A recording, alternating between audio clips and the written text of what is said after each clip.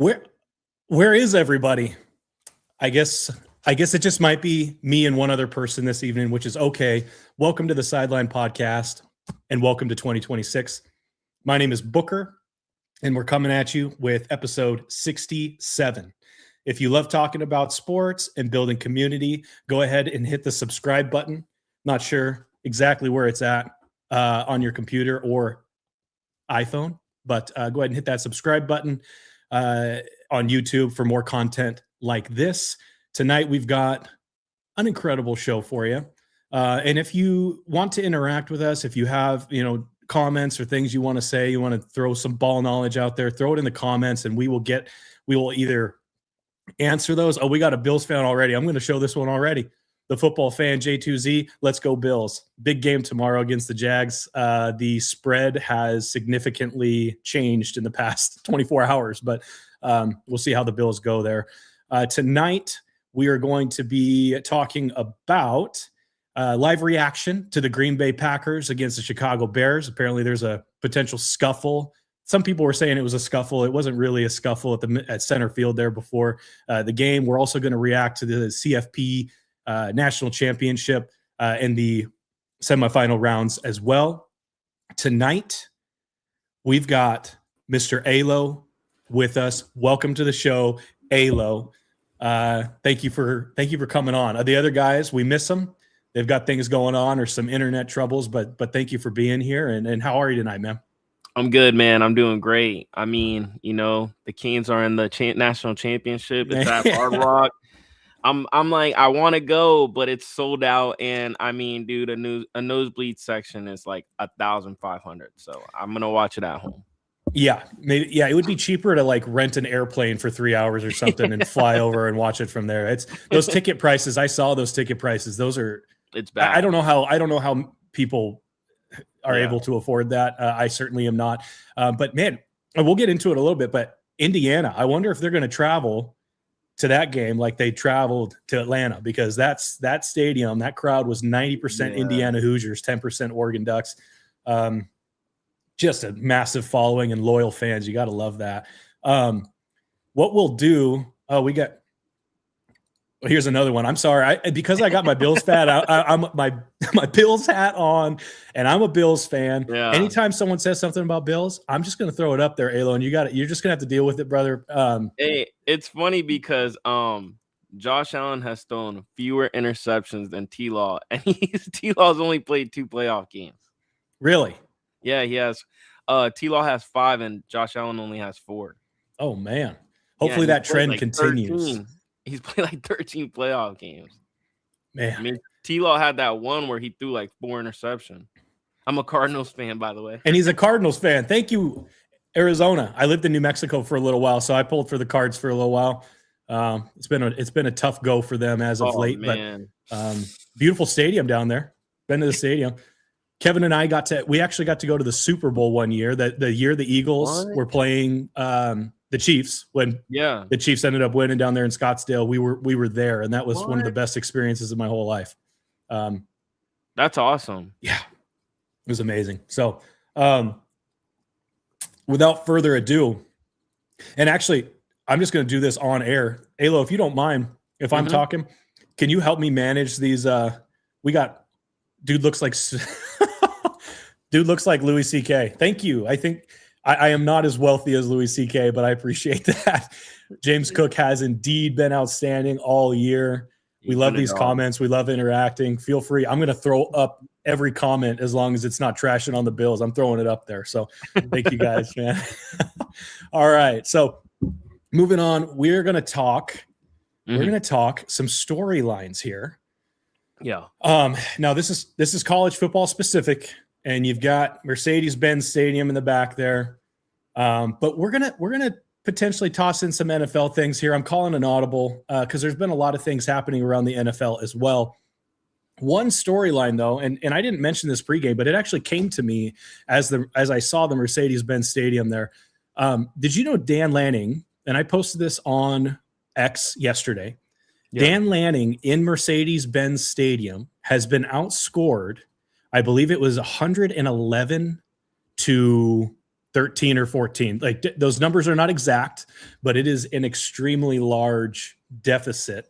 Oregon has just not performed well in that stadium. What are your thoughts on Oregon? Where do they go from here? Dante Moore is unsure as to whether he's going to come back next year and play for Oregon or not. Either way, I really think Oregon's going to be every year. They are a contender. What are your thoughts on Oregon? Are they going to go as far next year as they did this year? Yeah, me personally, I meant they went up against Goliath. I mean, they went up against Indiana. They got Fernando Mendoza. They got a great coach. I mean, that team is looking amazing. They're undefeated for a reason. They got the Heisman Trophy winner. So I just feel for Oregon, they ended up going against them in the semifinals, and they laid an egg. They had a horrible game. But I think, Dante Moore is only 20 years old. I think he should come back next year, and I think Oregon can go far. I mean, Fernando Mendoza is going to be in the NFL. I don't really see. I mean, Texas I feel like is going to be great next year, but there's not like a real team where you're like, oh my God, they're going to be running the table like Indiana did this year. So yeah, I would bring back Dante Moore if he comes back. He started at UCLA as a 17-year-old. Yeah. So like he has experience and he's only 20. That's not old at all. And he did good through the year. I mean, he got him to the semifinals. Like I said, he just ran up against Goliath with Indiana. Yeah. Indiana has been a wagon all year. And in the transfer portal, I mean, landing Josh Hoover. Like if you look at the Indiana Hoosiers transfer portal news, they are getting guys from all over the country. Yeah. I don't know what's happening in Bloomington is out of control. And I'm excited, man, because I mean, this team has 0 5-stars. And so that brings me to my next storyline, my next question. Yeah. I've also been absolutely flamed on X for this opinion, but I'm willing to say that the 2025 Indiana Hoosiers are up there with the 2019 LSU Tigers. And why I say that, it's contextual. You've got an LSU team that is probably by far, I would say, the best college football team that has existed in the modern day. However, they had Joe Burrow, Jamar Chase, Justin Jefferson, Clyde Edwards-Helaire, Grant Delpit. I mean, just guys. The rosters in the NFL are filled with those 2019 team players. Yeah. Would you consider Indiana with 0 5-stars to be just as impressive of a team as the 2019 LSU Tigers?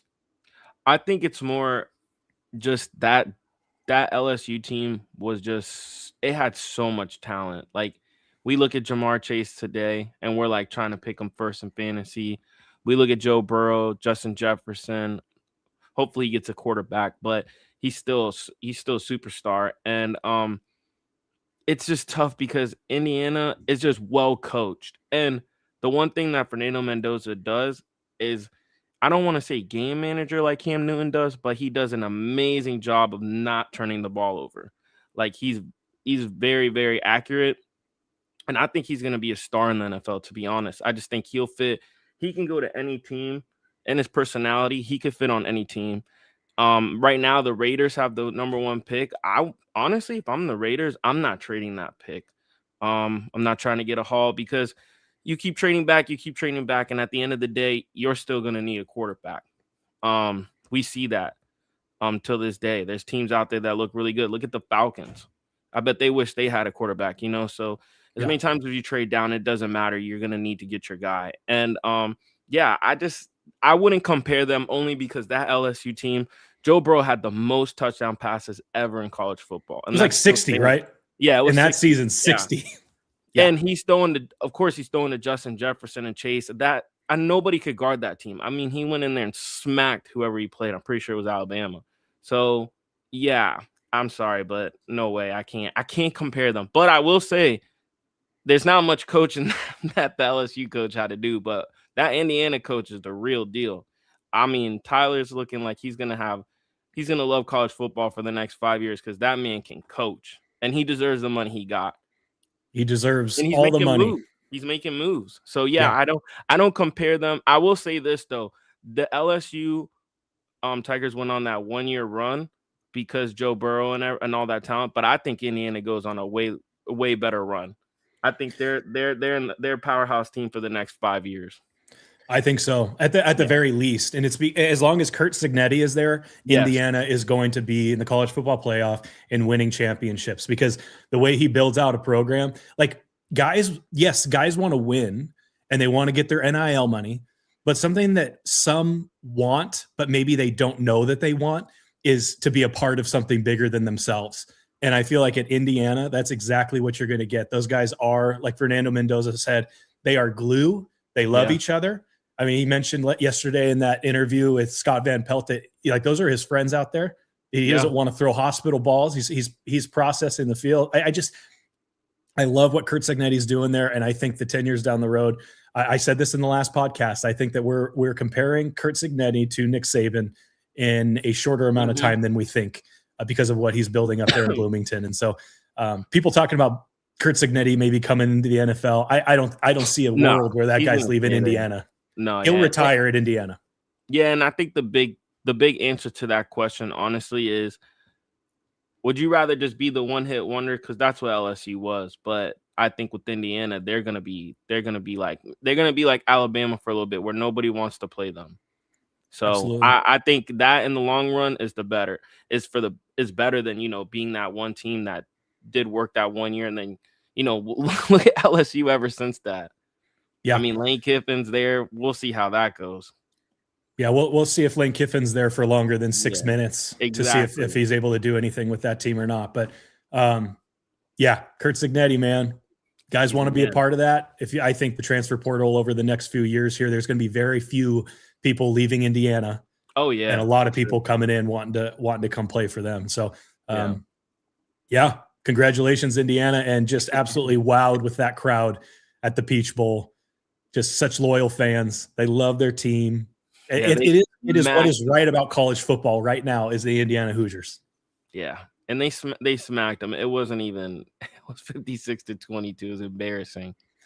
And it was almost, I mean, it was going to be 56-15, I think is what it was going to be. There was a last minute touchdown there that made it look a little bit more competitive, but it just was not. And still, it was bad. Yeah. But honestly, I do want to say this. Dan Lanning, huge fan of Dan Lanning. I'd put him up there near Curt Cignetti as far as just quality coaches that care about their team. They are a bit more of a, the NIL is running wild up there in Eugene, and that's fine. But Dan Lanning genuinely cares about his players, and something he said during his press conference, the presser after, is like he's guys, I want people to be judged by my players to be judged by how good of fathers and husbands they are. And like that type of mentality, like these guys will be in college for a short amount of time. Not very many of them. I mean, a few of them are going to make it to the NFL, but a lot of them are going to just be in the working world, and the quality of character and the human being is what matters in society. And so I love that mentality from Dan Lanning. And so I hope he never leaves Oregon either, and that he has some success there like he's had in the past. So I do too. Anything else on we can go ahead and actually touch bases here on let's talk about Miami Ole Miss. Okay. The first thing I want to touch on storyline wise was that pass interference on the last play in the Hail Mary? I think a lot of people will say it was, and I don't want to be biased because I'm a Hurricanes fan, but I just think it was just overthrown. Like it was an uncatchable ball. So it's hard. It makes it hard for the ref to have to call that in that moment, especially with I think there was 4 seconds left when he threw it up. I don't know. Maybe in the beginning of the game they called that, but we've seen where they let players play on at the end of the game, in any sport. But I just think because it was if he would have thrown that and it would have been in the end zone, yes, 100%. Yeah. But he threw it out and it was just looked uncatchable. People say, oh, he got a fingertip on it, but he's not catching that. Yeah. So it was a little overthrown. Yeah. And to make that call on the final play of the game, that's basically handing Ole Miss, basically handing them the win, because that ball is coming down to so. And we see it all the time in NFL college when they throw a Hail Mary. You see when they almost catch it, they're getting their hands grabbed. and nobody's calling that. No ref is calling that. So it's just one of those moments. I think, like I said, if it was in the end zone, if he would have threw the flag, I would have been heated, threw my shoe at the TV. But yeah, I would be like, okay, it makes sense. But in that situation, no, because he, like I said, he overthrew him, and it was an uncatchable ball. Yeah, it was. I agree there. That game was intense. That game was awesome, though. I mean, how goodness. Carson Beck was able to basically just walk into the end zone. It's crazy because I thought Carson Beck was going to hold us back. I thought we had like an elite defense. We have like some Tooney. We have some great wide receivers, some especially freshmen, young, which is awesome because that just means for the future we're gonna at least have a great offense with those young players, and then we'll just need the quarterback, because Carson Beck's older. But I thought he was gonna be the reason why we did not win a lot of games this year. But hey, man, he did a great job of game managing, and the thing that he did awesome was when he needed to step up, he did. Because like during the Texas A&M game, he just needed to make no mistakes. The Ohio State game, still, because the defense was so nice. But this game, the defense, I'm like, oh man, this is going to be bad for us because the defense is not doing what they usually do. Now, like, we're going to have to put it in Carson Beck's hands. And he proved me wrong because I for sure thought he was going to fold. I did too, and he just didn't look overly sharp in the first half. Yes.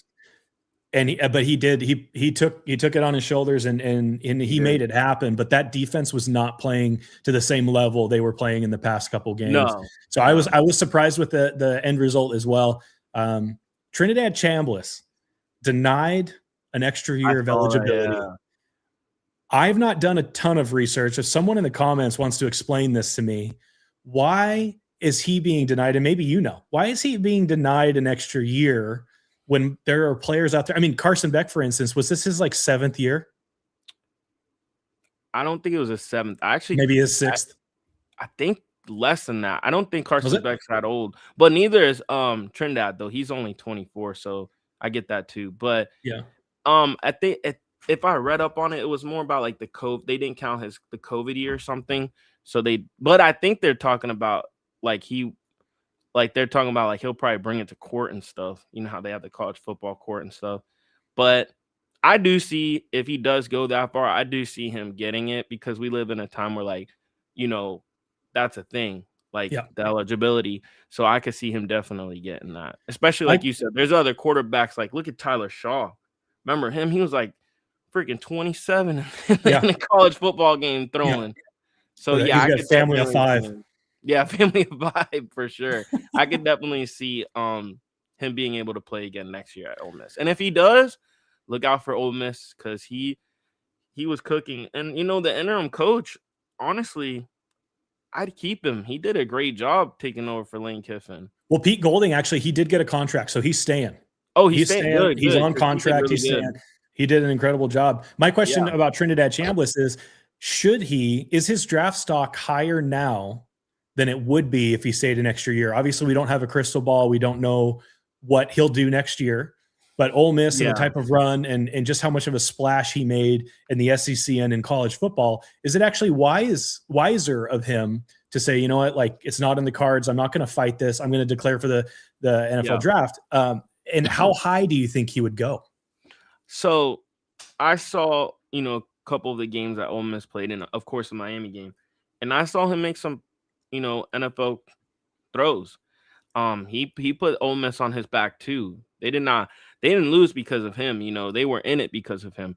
I will say there's 2 things. If he doesn't come back, I think going that far in the playoffs, especially he didn't have Lane Kiffin, he did have, that coach that was already in there, but he didn't have his head coach. And he still did really good.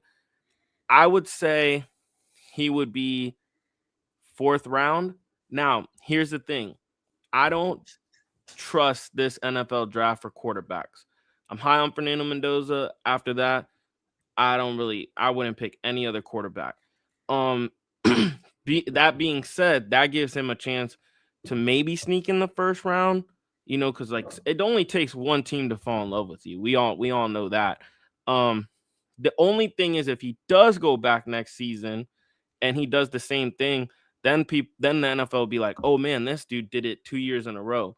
kind of like Michael Penix did with Washington. Yeah. He did it 2 years in a row, and that's why he was the 8th pick.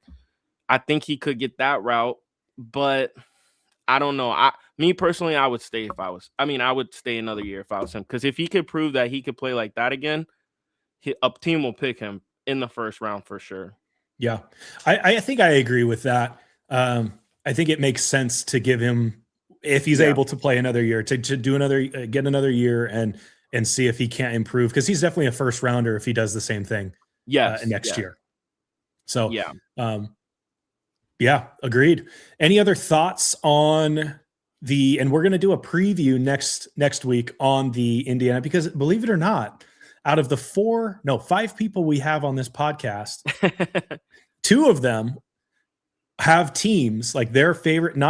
They didn't just pick their teams. They are from those areas and they love them. We've got Indiana Hoosiers, Tyler Diesel, and we've got Alo that's here with me this evening, who is a Miami faithful through and through. So the fact that we've got 2 guys on this podcast that have, teams in the national championship is kind of wild to me. Meanwhile, I'm sitting here, a Tennessee Volunteers fan, and hoping to we can't even beat Illinois in the Music City Bowl. So I'm living vicariously through you. I hope that's okay. No, that's fine. But I was going to say, we have another one too. Fernando Mendoza was born a mile away from Hard Rock. Yeah, he's from Miami. So it's kind of surprising to me that he did not. I mean, do you think if Carson Beck was not at Miami, he would have transferred from Cal to? Do you think? I don't know. I didn't read anything. Did he try to get to Miami? He just thought he wouldn't get any playing time. Oh my God, I would have loved that. knowing how he is now. But no, I didn't hear anything about that. But it would have been pretty cool to see. I think maybe Miami didn't talk to him because, if you're born a mile away from the stadium that you could possibly play in, I don't see why you don't have those conversations with that team. Maybe Miami didn't think he was that guy, but he proved everybody wrong because he's a stud. He absolutely is. Absolutely is. Last question before we kind of move on. I do want to do an update on the current game, but Mario Cristobal, he retires at Miami, correct? That guy is Miami through and through. He's not going anywhere.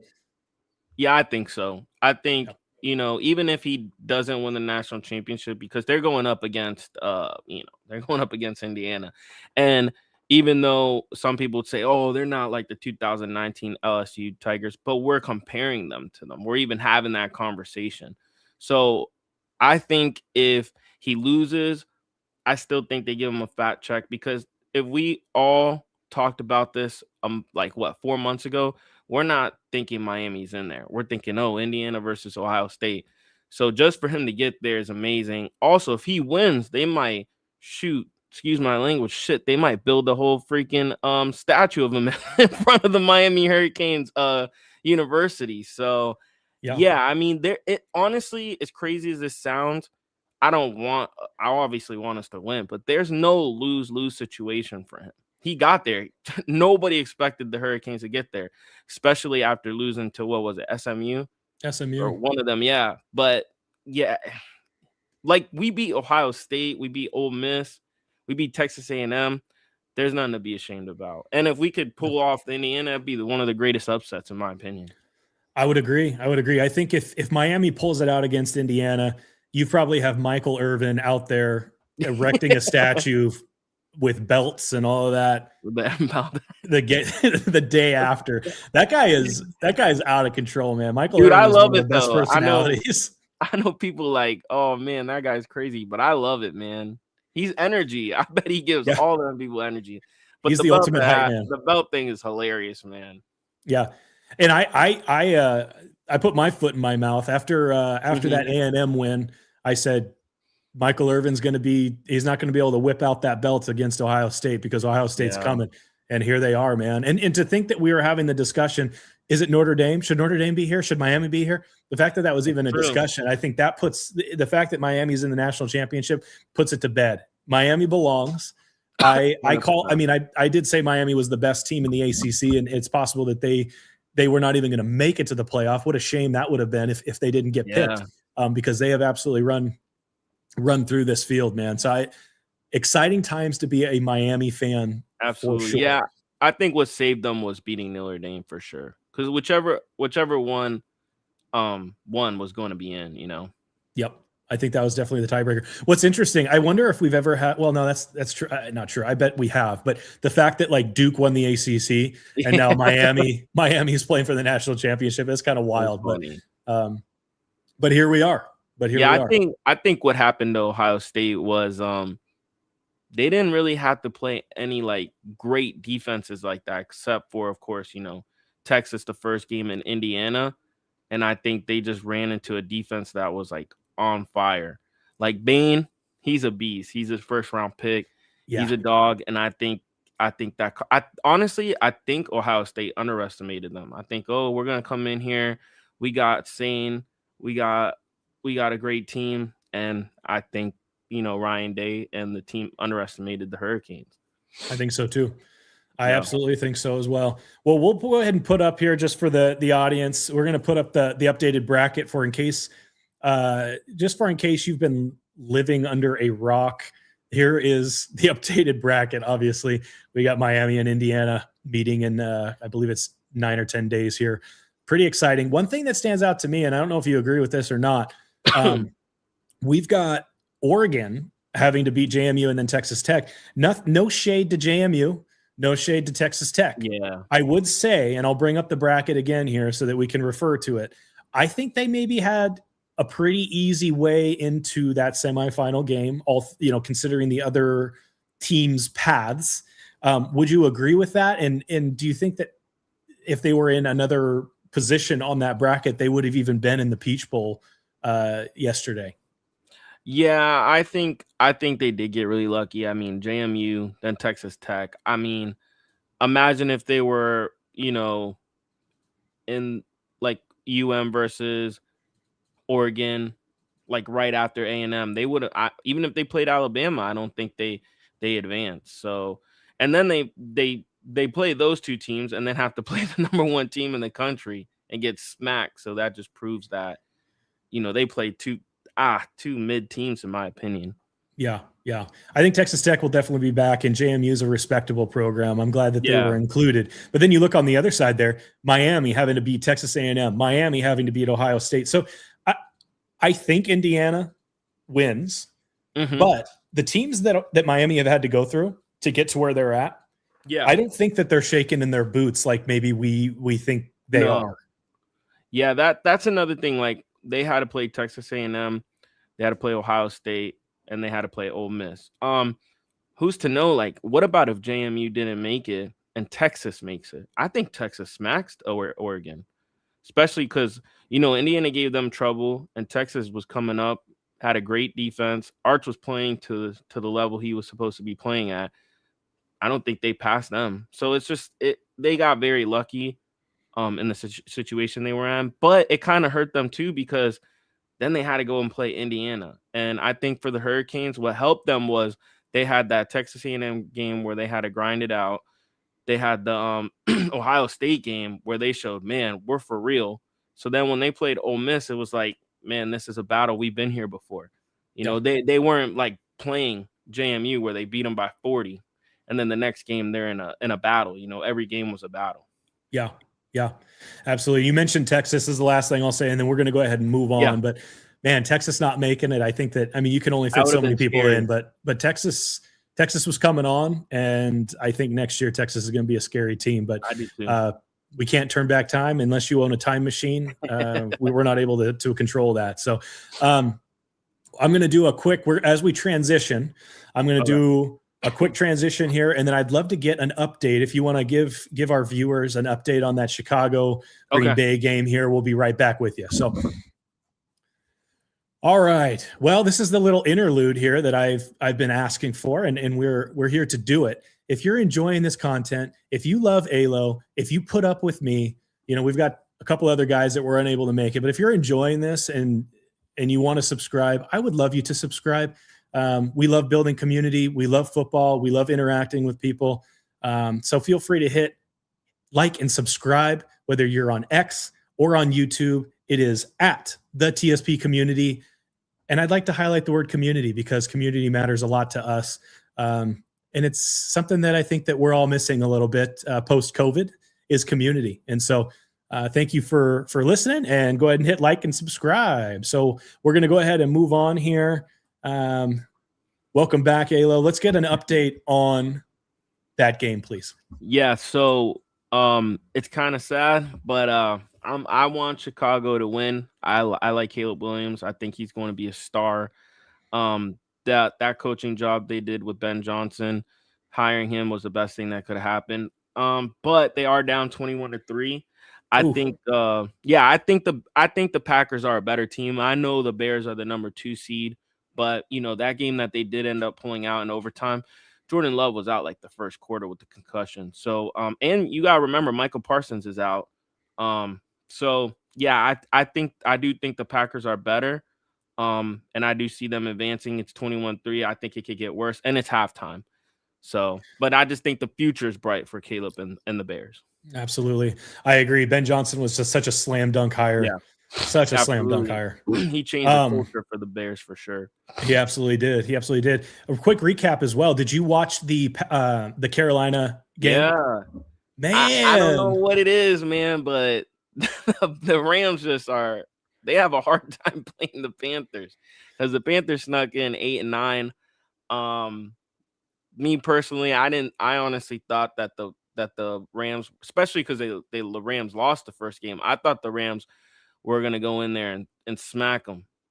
I thought they were going to do the Michael Irvin with the belt, but they did not. Honestly, I was scared once Bryce Young threw the touchdown in the end zone. I'm like, ooh. But yeah, I mean, even at the end, Jimmy Horn dropped a pass. They had 3 timeouts. I mean, if he catches that, we're looking at overtime. And I just think that, I don't know, is that like a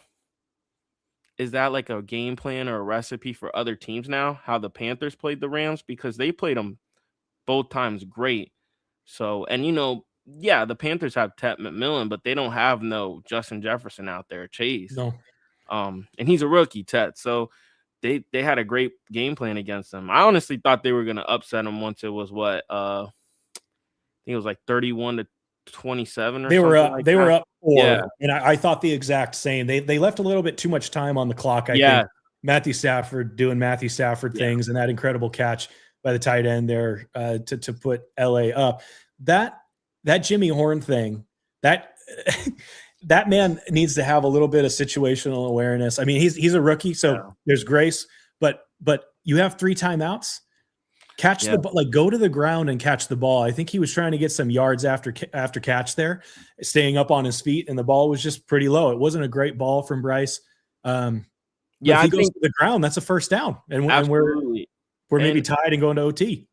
And I know people hate on Bryce, but in that situation, he is throwing it like that because he does want him to go down. Like he expecting Jimmy to catch it, then drop. So it's not going to be a hard catch if he does that. But like you said, he tried running, and Bryce knows, where are you going to run to? You're going to waste 4 more seconds.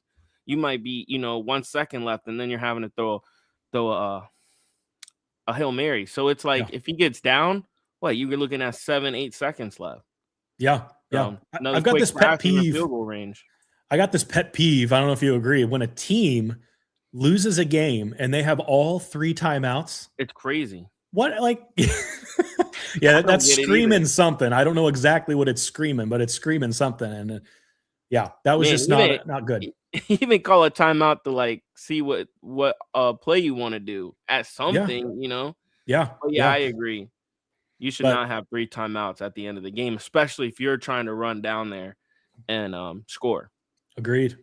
But the future is bright in Carolina. I think Bryce Young is only getting started. Ted McMillan, rookie year, incredible rookie year. That defense against the Rams played lights out. Had that blocked punt. It was just, they played really well, and I'm kind of sad to see that it ended that way for the Panthers. But I think they'll be back. I do think that they'll be back. Yeah. So we're going to go ahead and shift into. So we're going to talk about Wild Card weekend here. It's underway as we speak, but there are some games happening that we're going to pick against the spread. Okay. So are you ready for that? Yes, sir. All right, here we go. So we've got the Bills and the Jaguars. Something interesting that happened here, and we got the most current spreads that we possibly could. I will say that the Bills were -1.5 like yesterday, and then we wake up this morning and it's actually now the Jags -1.5, and so that's going to be a pretty big game for the Bills tomorrow. I'm going to go ahead, and the way we'll do this, since it's just two of us, I'm just going to divert to you. Who are you picking and why? Listen, we've saw 2 sample sizes of T-Law in the playoffs, and I'm not impressed. He is the hottest quarterback right now, but I heard I forgot who it was on the Bills, but they said Dawson Knox. He said Josh Allen is about to put his cape on. And I will say that man Josh Allen is a dog in the playoffs. Let's be honest. The only reason why Josh Allen is not one is because of Patrick Mahomes. And it's not because Patrick Mahomes is out there, having 400 yards and just outplaying him. It's just because it's been coaching most of the time, situations. Like Josh Allen has been out there throwing a touchdown with 13 seconds left and put the Bills up to go to the Super Bowl. And that man Patrick Mahomes comes back and does magic. But now Patrick Mahomes is not in the playoffs. And the man across from him is definitely not Patrick Mahomes. So give me the Bills, because Josh Allen does not have to go through Lamar Jackson or Patrick Mahomes. Man, Josh Allen has to be licking his chops a little bit here, because he doesn't have Lamar Jackson or Patrick Joe Mahomes Burrow here, he doesn't or Joe have Burrow. to go through Joe Burrow either. Yeah. So give me the Bills for sure. I'm honestly, the other thing too, since it's just us two, it to me, T-Law hasn't proven anything to me. Like, he hasn't proven anything to me. Josh Allen has the experience in the playoffs, and I just think the Bills will be too much. And yeah, is it a home game? Yeah, it's in Jacksonville. The weather's beautiful. We're not playing in, I think like if it was in Buffalo, it'd be an advantage for Buffalo. But is it really an advantage for the Jacksonville Jaguars? Like, I mean, Josh Allen's going to go in there and do work. He has to go and play in Miami all the time.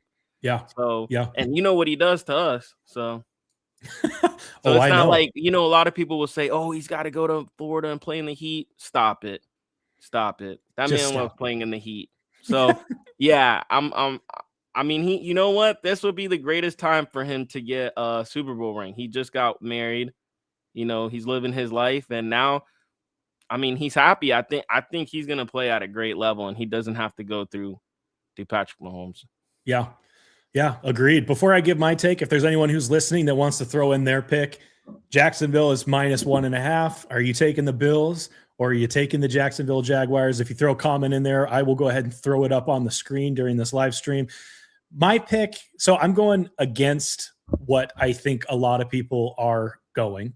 Josh Allen is going to have to put his cape on, but I think that cape exists. I think he's got a playoff cape. It's been in his dresser drawer. He's ironed it. He's taken plenty of time. He's got starch. He starched it, so it's going to be super aerodynamic.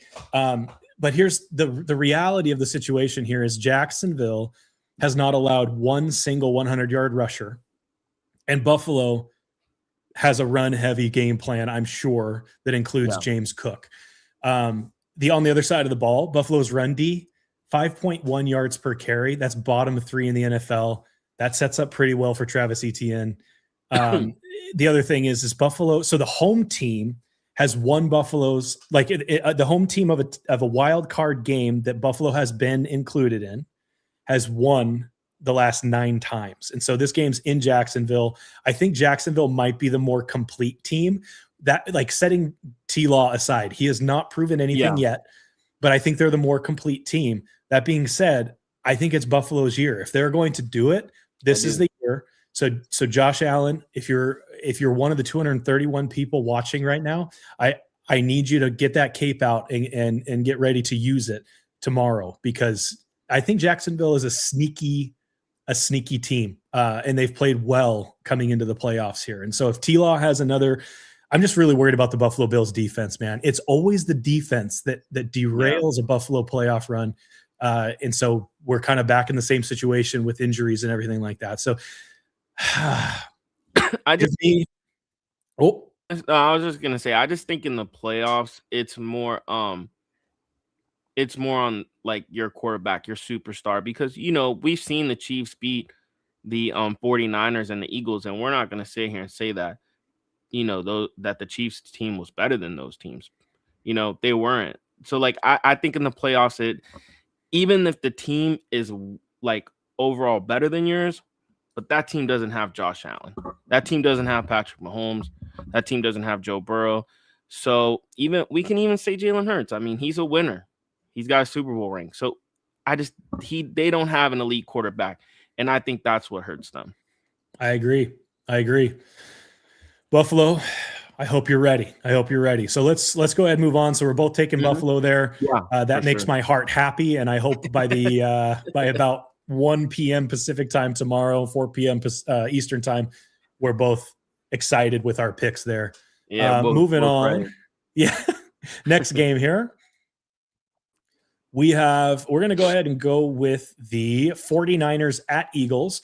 Currently, the Eagles are favored -1 or a 4.5. So in some books, it looks like some books are actually a little bit higher than 4.5. What are your thoughts? Who you taking and why?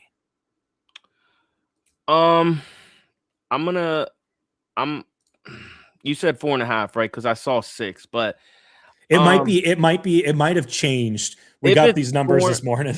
Yeah, if it's 4.5 for the Eagles and 49ers, right?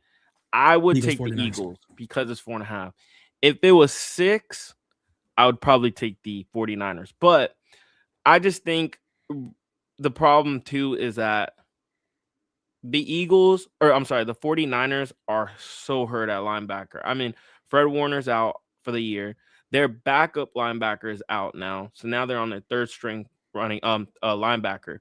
And I think the Eagles, now that we're in the playoffs, win or go home, you need to utilize Saquon Barkley. Now's the time. You need to you know what? Maybe you saved them for this time, because it's got to be something. There's no way Saquon fell off the face of the earth like that. He's super talented. He just had 2,000 yards last year. So either you saved him and you knew you could win games without him, but now it's time to let him go, because last year that's how they got to the Super Bowl. But yeah, I'll take the Eagles for sure. I just think they have a better overall team just because of all the injuries to the 49ers. But I would still be scared because they do have CMC, and Brock Purdy has played good in the playoffs. He's not been no scrub in the playoffs for sure. So I think this is a get right game for the Eagles, but they better be careful because it could end up like that year when they played the Bucks and they lost. So I don't know. It's tough because if they do lose this game, I think they tear the team up a little bit. I think AJ Brown leaves. I don't know. Maybe Barkley leaves. If they win and they, make a run, I think we could see another dynasty. We could see the Eagles with the dynasty. So this is a very important game, but give me the Eagles. But I am a little concerned for them. That's fair. That's absolutely fair. Before I give my pick, again, I'm just going to do this every single time because it's just me and you. So we're going to do it. Yeah. So if there's anybody watching who wants to throw in there, you picking the Eagles, you're picking the 49ers tomorrow. Go ahead and throw it in the comments, and I'll throw it up on the live stream here. I am going to also pick the Eagles. That it is a 2-part decision. The first part is my co-host Kevin will send me hate mail. He might, I don't know what he'll do, but he's a Philly fan, and that's all that needs to really be said, is that he's a Philly fan. So I am not going to pick against the Philadelphia Eagles. The other thing is the Eagles are going to, they dominate at home against winning teams. And like you said, their injuries, like the defensive side of the ball for San Francisco, Bosa, Warner, their linebacker core is depleted, and Philly is relatively healthy and rested. So I think with that defense being as depleted as it is, Philadelphia is going to run the ball. Saquon's going to have an incredible game tomorrow. They're going to control the clock. When you run the ball, when you can run the ball, you can really manage a game. And so I don't think Brock Purdy is going to have a ton of time, as many drives as maybe he would otherwise, because the Eagles are gonna game script Purdy right out of this game. And so if the Niners want a shot, Purdy's going to have to play lights out, but I just don't see it happening. Either way, I think Shanahan is safe with all the injuries and everything. Like, I think he's safe with the 49ers, but I think, the Eagles are going to take that one. So far, we're actually, you and I are a little boring here because we're picking the same teams, and we don't have anyone in the chat saying, no, you're wrong, the 49ers are going to win or the Jacksonville Jaguars are going to win. So we're just going to bandwagon here together and do this thing. So moving on to the next one here. We have the Chargers at the Patriots. What do you think is going to happen? Who are you picking? Let's see here. So I forgot to give you the spread here. It looks like the Chargers and the Patriots. Patriots are favored -3.5. Okay. This game is in Foxborough, and the LA Chargers, man, they are in for a fight tomorrow in chilly Foxborough. What do you think is going to happen? Who you picking and why? I actually think the Chargers lose, but I'm going to take the spread because I think they lose by a field goal. I think, it's Drake May's first playoff game. They did get the second seed, but I got to see it. Like, is it going to continue in the playoffs? Are we going to see like the rookie quarterback, or I'm sorry, the sophomore quarterback, or is he going to play like he's been playing all year? Because the playoffs is a different story. We've seen Peyton Manning, then he goes in the playoffs and stinks it up. So the regular season and playoffs is two different things. So, are we going to get, Drake May looking like Tom Brady in the playoffs, or are we going to get Drake May looking like, a sophomore, which he is, it's only his second year. And that Justin Herbert has been there. Has he done great? No, he has not. But he does have the experience of being there. And Harbaugh is a great coach. Mario Hampton says he's going to play. I think that helps a lot too, because that's their run game. He's a phenomenal rookie. And they do have Ladd, Keenan Allen. So, the defense is nice. Their defense is really nice. So I think they're going to give the Patriots a little bit of trouble, but I do think the Patriots pull it out by a field goal. I like it. I think here's going to be the first time that we actually disagree here. Although I hope we're both wrong. I'm going for the Chargers here only because as a Bills fan, I just can't possibly wish much luck to Patriots fans or their team. So I'm going to go ahead and take the Patriots. The Pats finished 12-5 against the spread. The Chargers are 3-5 against the spread on the road. The Chargers, both starting tackles are out. Herbert is a little banged up with the left wrist. I think Hampton, he says he's going to play, which is great. But I don't think that when you have to tell someone that I'm going to play, it means that you're not 100%. So I just think that that makes the Chargers a little bit one-dimensional. Drake May has been explosive. I just can't. I think they're hot, man. And the other thing is like we cannot take out of the equation the fact that Foxborough is going to be cold as heck. And yeah, it's true. I just think that it's going to be challenging for the Chargers to leave LA and go play their best in Foxborough. And so give me the Patriots. But if I'm wrong here, I will be a happy camper either way. So awesome. All right. So we're going to go to our final game here. We have the Texans at the Steelers. As of this morning, the Texans are favored -3. Who are you taking and why? I mean, this is probably, I don't care what anybody says, this is by far the easiest game to pick. Give me the Texans. I'm not even thinking about it. I know some people have said Aaron Rodgers is going to walk out of there in crutches and a wheelchair. I think those people are crazy, but I just think the Texans defense is on another level. And I've heard, and I believe this is true, if CJ plays at an elite level, who is stopping the Texans? I don't care where they have to play. That defense travels. That defense can stay home, can travel. They could go wherever. But if CJ plays to an elite level, forget it. They're in the Super Bowl and they're winning the Super Bowl. honestly, I think the Texans is the sleeper team. I think they could go all the way to the Super Bowl and win it. I do. But Yeah. it just really matters how well CJ plays. But the thing about the Steelers is even if CJ doesn't play great, I still think the Texans win by more than 3. So give me the Texans with the easiest pick of the week for me. Now it could backfire. I could be back here next week with you guys and look stupid, but I just think that Texans defense is out of this world. Yeah. I'm gonna go with you on this one as well. Houston, number 1 passing defense and top 3 run defense. And so I think the key definitely here for Houston is CJ Stroud. If he gets hot, like T-Law has over the past few weeks, Houston's probably going to the Super Bowl because he's got a complete team. He is the team kind of hinges on his performance. And I think he's a great quarterback. I think he's just figuring some things out.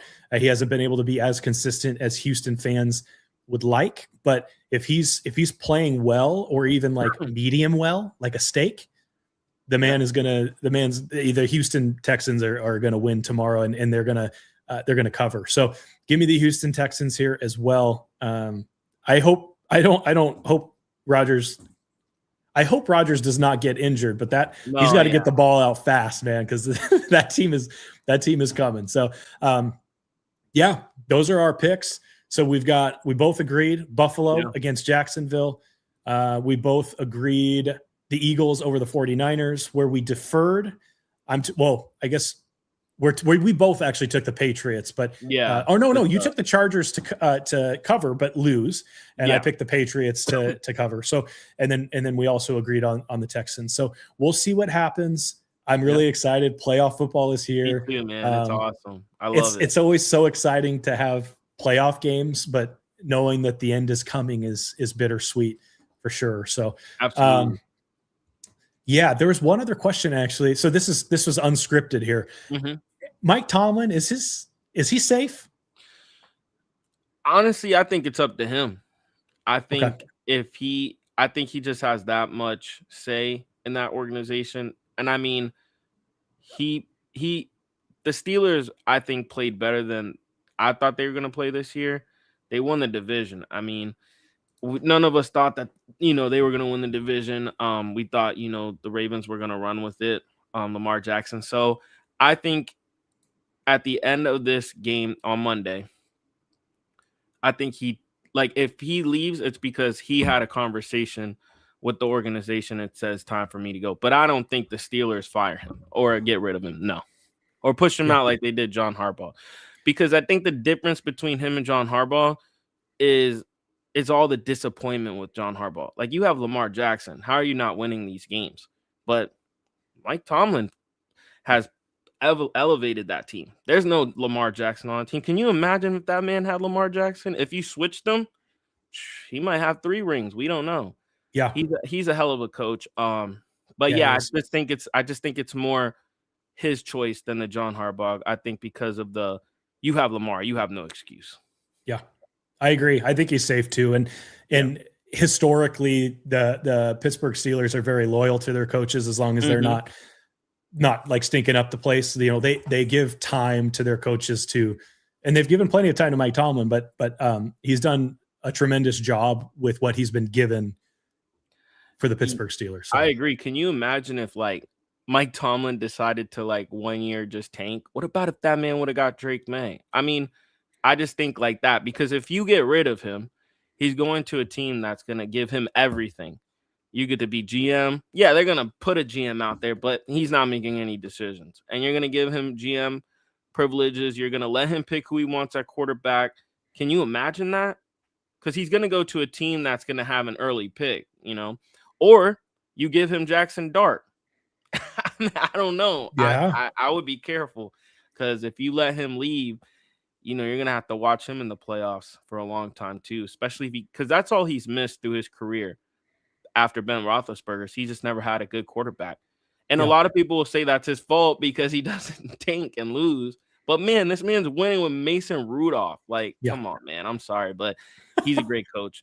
And if he does leave, shoot, slide to the Dolphins. We need a coach. Ain't nobody mad. Yeah, you know what? He should leave. You want him to leave and come over to the Dolphins? Yeah. Man, true Miami fan there. Yeah. Awesome. Well, thank you, Alo. Thank you, everyone who came on to the show. Give everyone a follow. We're going to do a little outro video that'll show all the handles on X, Mr. Diesel31, who was unable to be here, Alo Leagues, who joined me today. We have TSP_Kevin, myself, TSP_Booker, as well as at HTX Ballco. Duffy, unable to be with us tonight, but awesome guy, awesome program they've got going with HTX Ballco. So give them a follow.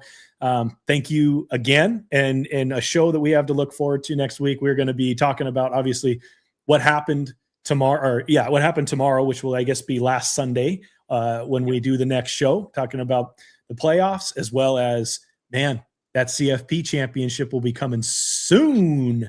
So super stoked about that. So don't miss it. Thank you again for being here, everybody. See ya.